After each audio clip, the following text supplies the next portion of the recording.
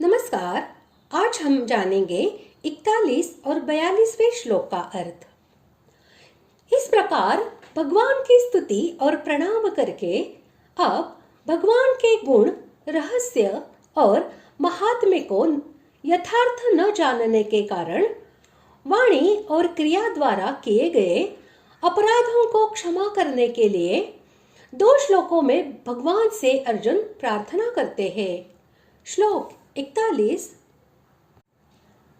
सखेति मत्वा प्रसभै यदुक्तं हे कृष्ण हे यादव हे सखेति अजानता महिमानन्तवेदं मया प्रमादात् प्रणयेन वापि। श्लोक 42।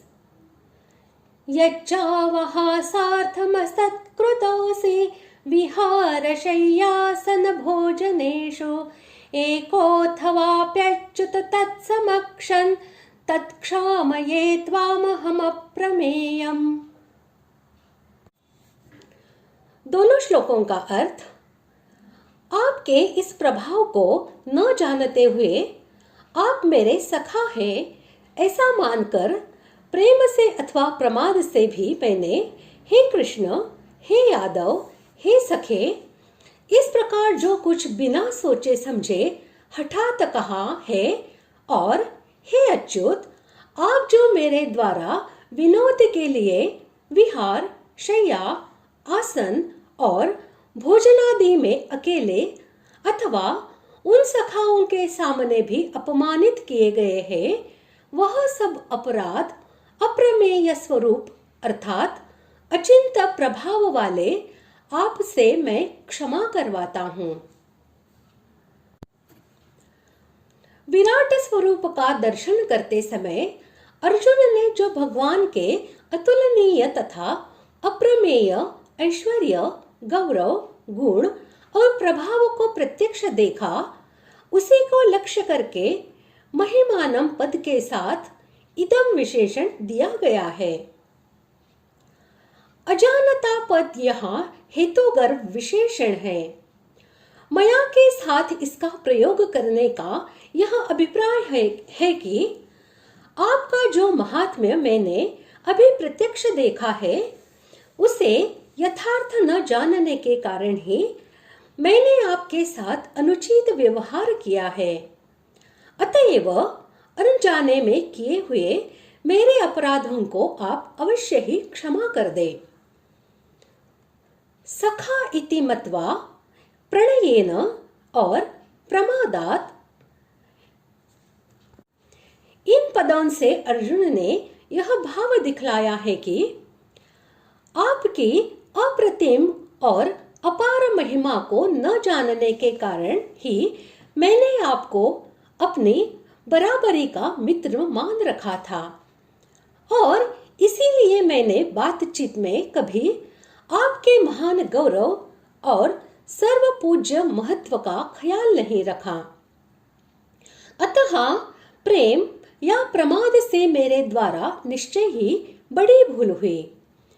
बड़े से बड़े देवता और महर्षिगण जिन आपके चरणों की वंदना करना अपना सौभाग्य समझते हैं, मैंने उन आपके साथ बराबरी का बर्ताव किया। अब आप इसके लिए अपनी दयालुता से मुझको क्षमा प्रदान कीजिए। प्रसभम पद का प्रयोग करके हे कृष्ण, हे यादव, हे सखे, इन पदों के प्रयोग का यह भाव है कि अर्जुन प्रेम या प्रमादवश जिन अपराधों का अपने द्वारा होना मानते हैं, यहाँ इन पदों का प्रयोग करके वे उन्हीं का स्पष्टीकरण कर रहे हैं। वे कहते हैं कि प्रभु, कहाँ आप और कहाँ मैं इतना मूढ़मती हो गया कि आप परम पूजनीय परमेश्वर को मैं अपना मित्र ही मानता रहा, और किसी भी आदर सूचक विशेषण का प्रयोग न करके सदा बिना सोचे समझे कृष्ण, यादव और सखे आदि कहकर आपको तिरस्कार पूर्वक पुकारता रहा। मेरे इन अपराधों को आप क्षमा कीजिए। अपने महत्व और स्वरूप से जिसका कभी पतन न हो उसे अच्युत कहते हैं। यहाँ भगवान को अच्युत नाम से संबोधित करके अर्जुन यह भाव दिखला रहे हैं कि मैंने अपने व्यवहार बर्ताव द्वारा आपका जो अपमान किया है, अवश्य ही वह मेरा बड़ा अपराध है, किंतु भगवान मेरे ऐसे व्यवहारों से वस्तुतः आपकी कोई हानि नहीं हो सकती। संसार में ऐसी कोई भी क्रिया नहीं हो सकती जो आपको अपनी महिमा से जरा भी डिगा सके। किसी की सामर्थ्य नहीं जो आपका कोई अपमान कर सके, क्योंकि आप सदा ही अच्युत है। पिछले श्लोक में अर्जुन ने जिन अपराधों का स्पष्टीकरण किया है, इस श्लोक में वे उनसे भिन्न अपने व्यवहार द्वारा होने वाले दूसरे अपराधों का वर्णन कर रहे हैं। यह भाव दिखलाने के लिए पुनः यथ का और पिछले श्लोक में वर्णित अपराधों के साथ इस श्लोक में बतलाए हुए समस्त अपराधों का समाहार करने के लिए च का प्रयोग किया गया है। अवहासार्थम का यह भाव है कि प्रेम, प्रमाद और विनोद, इन तीन कारणों से मनुष्य व्यवहार में किसी के मानापमान का ख्याल नहीं रखता। प्रेम में नियम नहीं रहता, प्रमाद में भूल होती है और विनोद में वाणी की यथार्थता का सुरक्षित रहना कठिन हो जाता है।